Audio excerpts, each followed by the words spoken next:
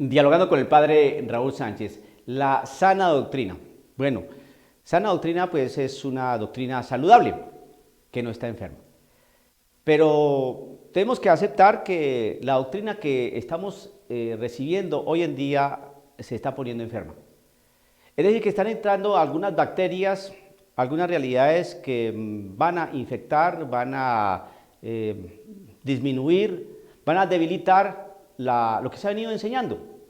Y quiero ser claro con estos ejemplos que voy a proponer antes de explicar esto de que todos somos hijos de Dios. Ya se ha venido desarrollando estos temas desde que se manifestó esta realidad, esta expresión que trae cierta confusión y que es necesario pues, precisar con lo que enseña la Biblia, con lo que enseña la tradición, con lo que ha venido transmitiendo el magisterio de la Iglesia Católica. Bueno, entonces necesitamos una doctrina saludable, necesitamos una doctrina fuerte, una doctrina sana.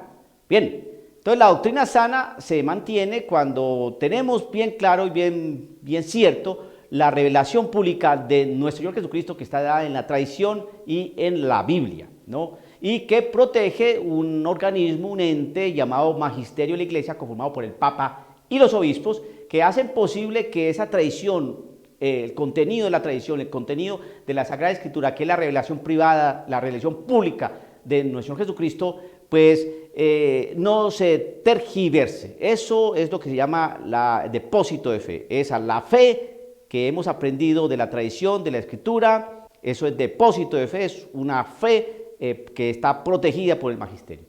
Pero esa fe se ha venido enfermando, debilitando precisamente porque la enseñanza se ha venido enfermando y debilitando. Por lo tanto, la fe, pues obviamente, pues, produce los efectos de enfermedad a propósito de los virus. Bueno, entonces, voy a dar ejemplos de cómo se va enfermando la sana doctrina.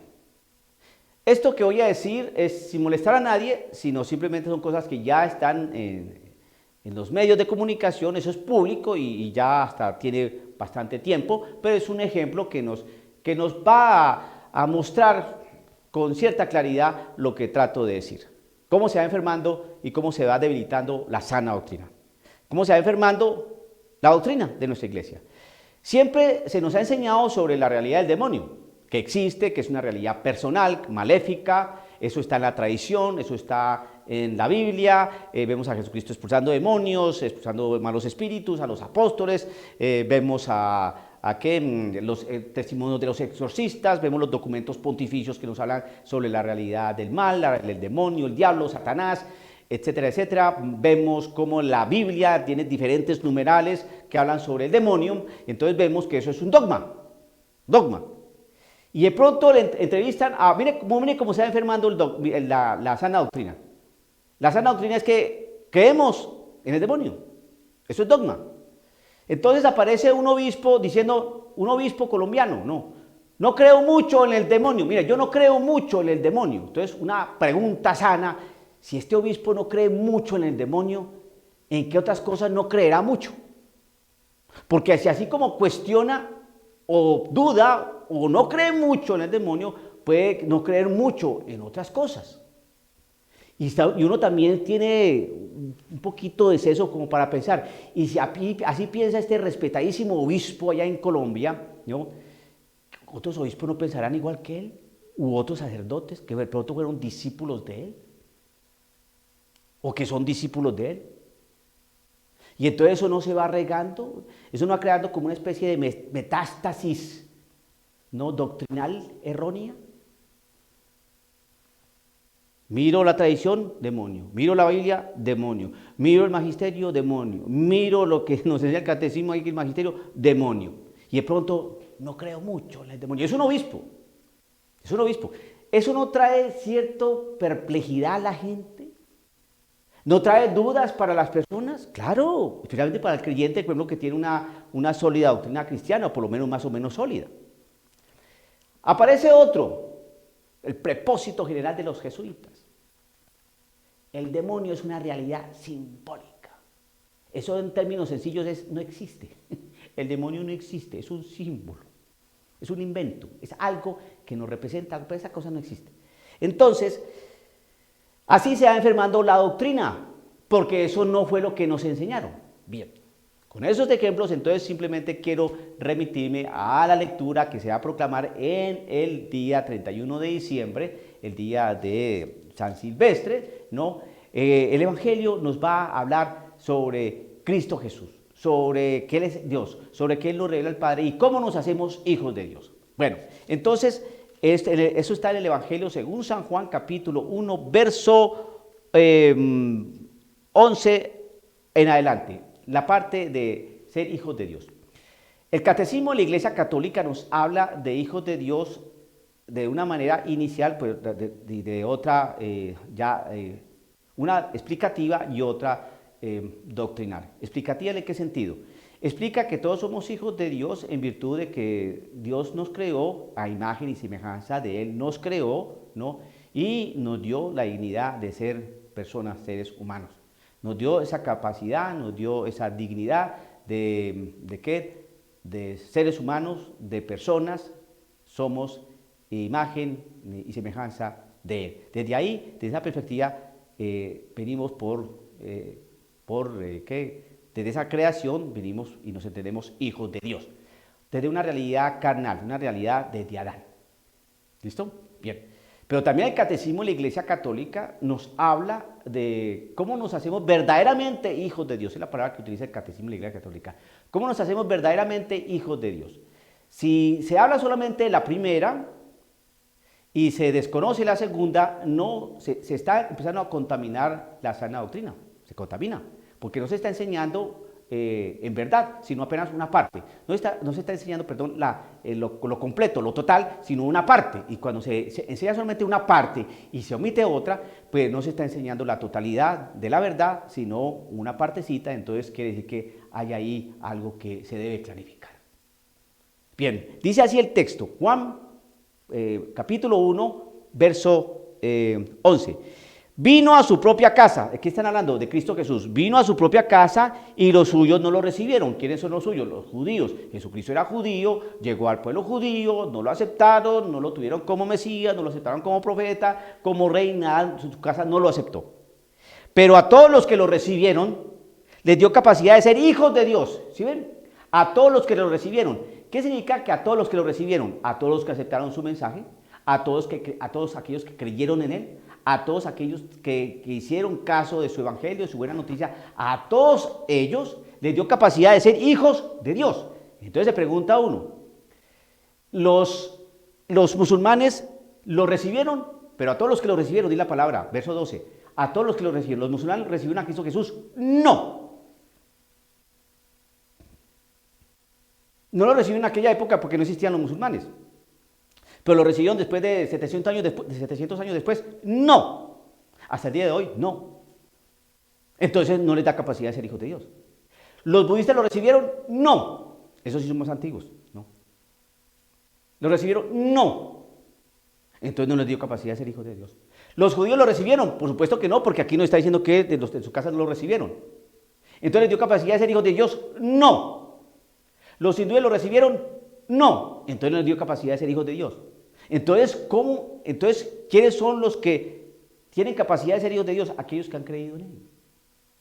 Entonces hay dos clases, dos tipos de hijos de Dios. No, hermano, sigue el texto diciendo, al creer en su nombre, los musulmanes creen en el nombre de Cristo Jesús como Dios, no, los judíos no, los budistas no, los de la India tampoco. Al creer en su nombre han nacido no de sangre alguna, ni por la ley de carne, ni por la voluntad del hombre, sino que han nacido de Dios. Entonces, cuando uno nace de Dios, nace desde una perspectiva espiritual. ¿Por qué? Porque lo recibieron a Cristo Jesús, es decir, aceptaron su mensaje, creyeron en Él, entonces por eso les dio capacidad de ser hijos de Dios. Entonces nuestra realidad de filiación ya no es una filiación de orden carnal, ni de sangre, ni por hombre alguno, sino espiritual. Esa es nuestra fe, nuestra realidad es de orden espiritual. Si no se enseña eso, entonces el mensaje queda bastante complejo y confuso. Todos somos hijos de Dios. Y entonces si enseñamos eso, que todos somos hijos de Dios, porque Dios nos creó a todos y nos dio somos creados a imagen y semejanza del Señor, y nos dio esa dignidad de ser personas humanas, nos dio esa dignidad de ser iguales todos frente a Dios. Entonces, desde ahí solamente tomamos eso. Y entonces, ¿qué hacemos con este texto? Pero a todos los que lo recibieron les dio capacidad para ser hijos de Dios. Pero sabemos que los musulmanes no lo recibieron, ni los budistas lo recibieron, ni los judíos lo recibieron, ni los de la India lo recibieron, ni los que creen en la piedra o en el demonio lo recibieron. Por lo tanto, esos no son hijos de Dios, porque nosotros nacemos desde Dios es cuando recibimos a Cristo Jesús y su evangelio. Y al creer en el nombre de Cristo Jesús, entonces entendemos que no es por la carne, no es por la sangre que nos hacemos hijos de Dios, sino que nos hacemos hijos de Dios es de una realidad de orden espiritual. Hemos nacido de Dios. Dígame, hermano, si no se enseña esto, entonces podemos pensar de esta manera. Bueno, sí, todos somos hijos de Dios. Todos somos hijos de Dios. Entonces, lo que nos enseña la Sagrada Escritura, ¿qué hacemos con ese texto? ¿Qué hacemos con ese texto? ¿Cuál texto? Pero a todos los que lo recibieron les dio capacidad para ser hijos de Dios. Al creer en su nombre, han nacido no de sangre alguna, ni por la ley de carne, ni por voluntad del hombre, sino que han nacido de Dios. Hemos nacido de Dios. Al nacer de Dios, somos hijos de Dios. ¿Y cómo se nace de Dios? Al creer en su nombre. Y los musulmanes no creen en Cristo Jesús como Dios, ni los judíos como Rey y Dios, ni los budistas tampoco, ni los hindúes tampoco. Entonces no se les ha dado la capacidad de ser hijos de Dios. Por lo tanto, ser hijo de Dios es una realidad de orden espiritual, y eso no lo explican en las nuevas enseñanzas, sino se explican es genéricamente que todos somos hijos de Dios. ¿Y por qué se tragan esto? Porque cuelan el mosquito y se tragan el camello.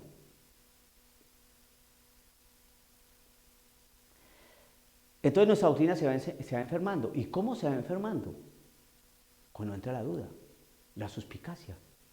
¿Usted cree que no es un síntoma de enfermedad la pregunta? ¿Qué quiere? Entonces, ¿quiénes son hijos de Dios? Entonces, ¿todos somos hijos de Dios? Entonces cualquiera puede ser hijo de Dios. Y aparecen las dudas. Eso es un síntoma, una patología de que la doctrina está enferma. Cuando no hay preguntas y cuando uno se pone en entredicho lo que se ha enseñado, hay una sana doctrina. Jesucristo resucitó en cuerpo.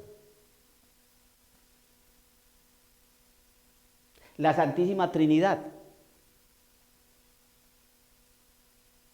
Jesucristo está en ese pan, con todo su cuerpo, sangre, alma y divinidad.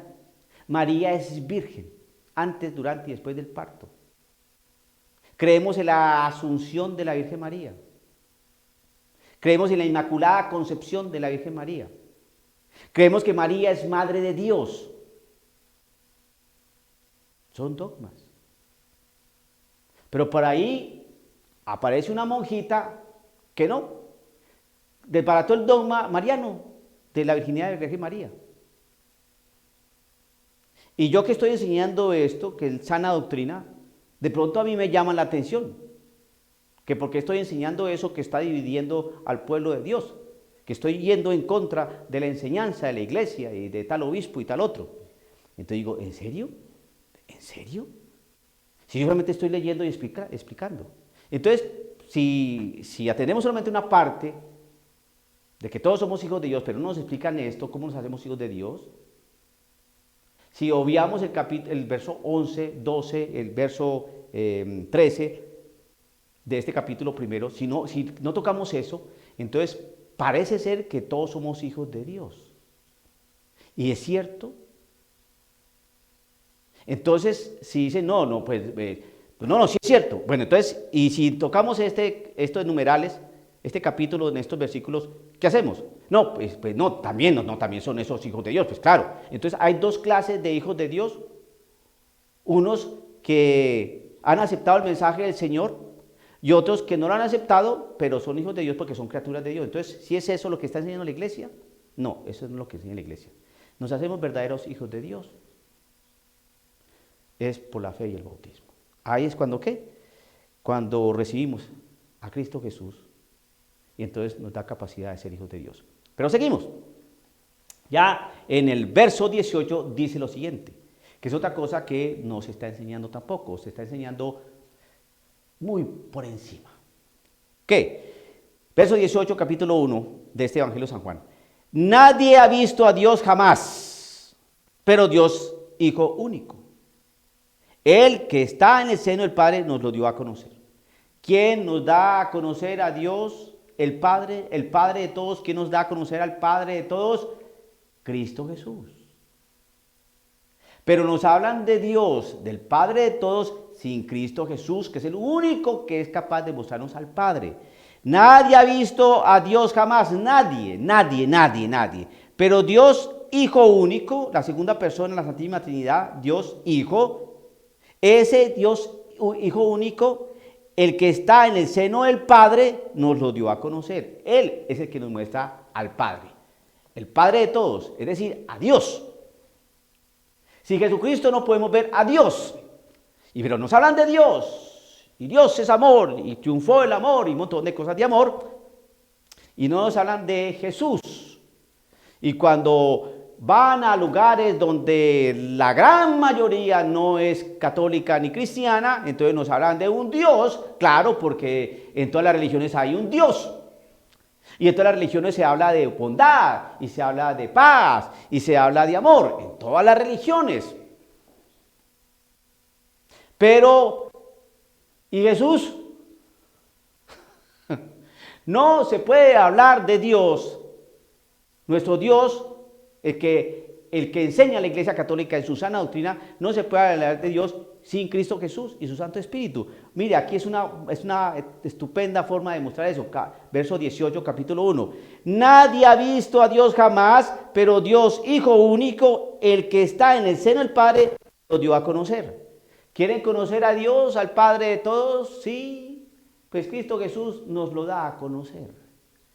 Pero se hacen alocuciones, se hacen discursos, se hacen homilías donde nos hablan de Dios, que Dios es amor y triunfó el amor y todo el amor del mundo entero sin Jesús. Claro, porque ahí caben todas las religiones.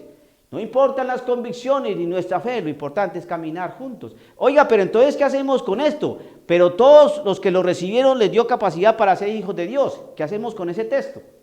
Entonces, ¿quiénes son hijos de Dios? Explíquenos. Son hijos de Dios, verdaderamente, como dice en la Sagrada Escritura, verdaderamente son hijos de Dios los que han recibido a Cristo Jesús y que a través de la fe y el bautismo ya han nacido de Dios. Como dice aquí, al creer en su nombre, es decir, en Cristo Jesús,